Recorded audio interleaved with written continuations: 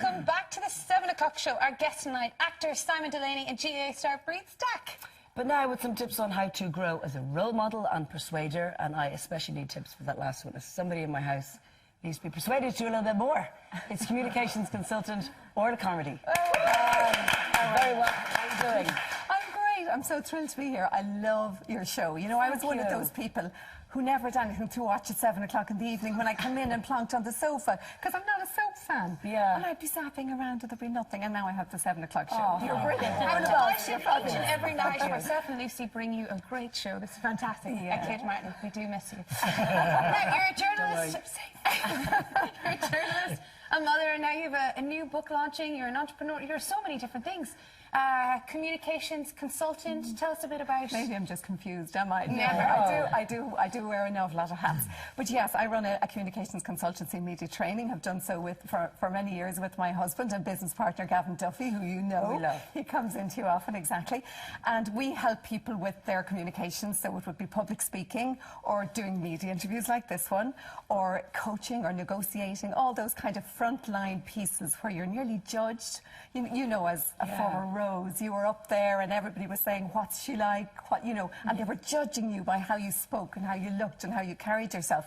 And that's life. That's the way it is. Yeah. So I help people get that right, I think. And I always think too, because like on the big stage, like presidents, politicians, like how, because you are tired, so how do you always make sure you're on point with everything you communicate with? So give us the goss, who does it well and who doesn't do it so well? Yeah, well, it's about planning and preparing, and I always think it's about speaking from the heart, because I think when people try to speak from a script, or they overuse the dreaded PowerPoint, they die in their feet. I was at a conference one time, and a gorgeous woman who was running a charity which was about violence for women. I mean, it was just, you know, it's just a wonderful, wonderful charity. You'd want to support her. And she was standing there going, this is my charity, click. I want you to support it, click. And after it, I went up to her, and I never do this. It's not up to me to judge people. If they want help, they'll come and ask for it. Yeah. I never do this. But for some reason, I just felt there's a wonderful speaker in there bursting to get out. Yes. And I went up to her and I said, look, would you like me to help you? As my contribution to your charity, I don't want to, you know, no business arrangement. Yeah. She said, would you please? And I actually worked with her, and it was like just putting a key in a big lock and clicking it. And she just is a wonderful communicator now. And that's what I mean by performing as a leader, because if she didn't want to be a leader, she just saw a problem she had to fix. She just had to set up this charity and fix this problem. So she wants people to follow her, to believe in her, to support her, to give her money, to connect with them. So every time she's on a stage, she has to win us over if we're going to actually believe in her. And that's what she is now doing, because she's had her little lock unlocked. So I'm thrilled with her. And she keeps in touch with me, and she's doing great. But what about for the people who literally you can see as they're talking, their neck goes purple, or sweaty palms, or stuttering, or dry mouth? Well, there's two sides to nervousness. Yeah, there's the physical side of it, and then there's the psychological side. Right. And you fix the physical things by knowing what they are before you go on. There's no point in having the red flush and thinking it's not going to happen this time. It is going to happen. So just beforehand, put on the powder, put on the stuff, cover up, get ready for it. Okay. If you're somebody who gets a little shake in your hand, Bill Clinton, before every major speech, used to dig the thumbnail of this hand in here for a couple of seconds, and then dig it in here, and the shake is gone. Because what he's done is he has reconnected his hand with his brain. Because the fight or flight mechanism, there's a room full of people out there in front of you. Your body doesn't know it's not a marauding we've all done it bear. like that. Your body thinks it's kind of something really serious. Yeah. So you get all the blood rushes to the heart and lungs. So you actually just lose a bit of feeling in the extremities. So just tell your feet and your hands, it's okay, they still work. They'll stop shaking, it'll be fine. Yes. So you have to work on the physical symptoms. And what about that sweat? affect you. Sweaty pits, sweaty hands, sweaty forehead. Use a good antiperspirant. I don't mean Use a personally. really good antiperspirant. Yeah, I'm gonna lead Simon. How can you help Simon? I'm going to lead on to that. Is it true? Do you picture people naked? Is that a good? No, because then you're... Because I'm currently not looking at Simon. Some of the audiences I've liked I'm sure he's lovely and we used to say that with auditions, picking up on your tips, that, you know, if you're walking into an audition with a sheet in your hand, put it down. Because if you have it in your hand, it's going to do that. But then that awful thing kicks in where people start waving their hands around. No, put it down and put your hands in your pockets. Yeah. Fine.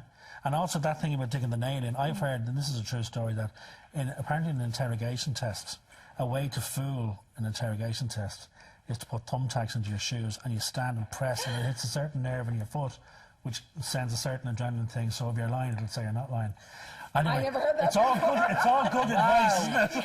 But the psychological piece is there. You are actually focusing on yourself. So if you're standing there at the microphone, you're emceeing that wonderful event you've been asked to MC, and you're standing there and you're going, should I have worn this dress? Does my bum Yes. look big in this? Can Is they see my hair spikes? okay? Do they like me? If you're doing all of that, it's like the big spotlight is in here on you when it should be on the audience. Are they having a good time? Are they enjoying themselves? Am I making them happy? If you're focused 100% on the audience, your nerves will just disappear because it's not about you, it's about them. Where were you before the Rosier started? And before your TED Talk last week, which I believe you were marvellous. Well, I don't know if that's lying, and I'll pay you that money later on.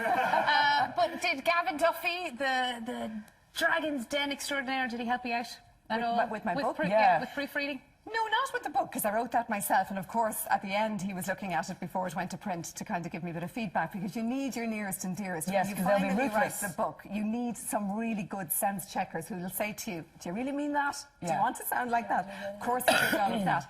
But the material in the book is very much, I will give Gavin huge credit for it, because it's the material we've worked on and developed over many years of working together. And because I'm sure it is trial and error. Like, you have to practice on yourself in order to be able to preach it. You do very much have to practice what you preach. But in the work we do, we have come across some extraordinary leaders. I mean, amazing people who've just done great jobs, and a lot of them unsung heroes. They're just doing a great job in a particular charity or a social entrepreneurship area, not necessarily the great politicians or the big names. And, you know, I'm like a sponge. I mean, I might be teaching them a few of my tricks, but I'm absorbing huge amounts of what they have.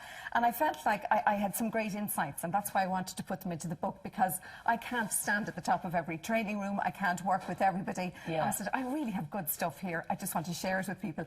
And, you know, you were asking about the sense checkers, your good friends.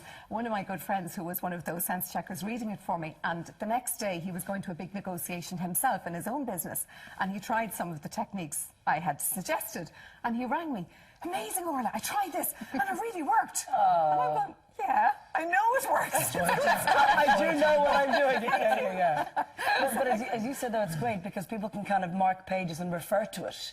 You know, they can keep kind of going back to the book, and because there's loads of different advice in it. I hope so. I hope so. I mean, a couple of my friends who have read it, and colleagues and people who've bought it, have gone through it and read it once and said, yeah, that was great, but I'm actually going to keep it on the shelf, because the next time I'm going to do a media interview, or the next time I'm going to do a speech, or the next time I'm going to pitch that business to that big client, I'll be taking that down from the shelf and referring to it again. Yes. So I'm very pleased and thrilled about that. And it's just gone into a second print run already. Yay! So I'm delighted. Orla, I'm delighted. congratulations, and thank you so much for coming in. Thank you so much. It's great to have a good chat.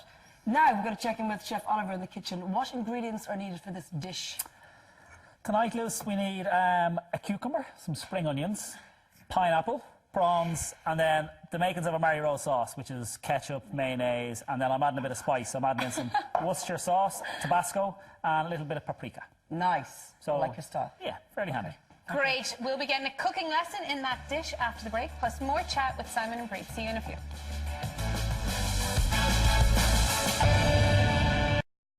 At Curry's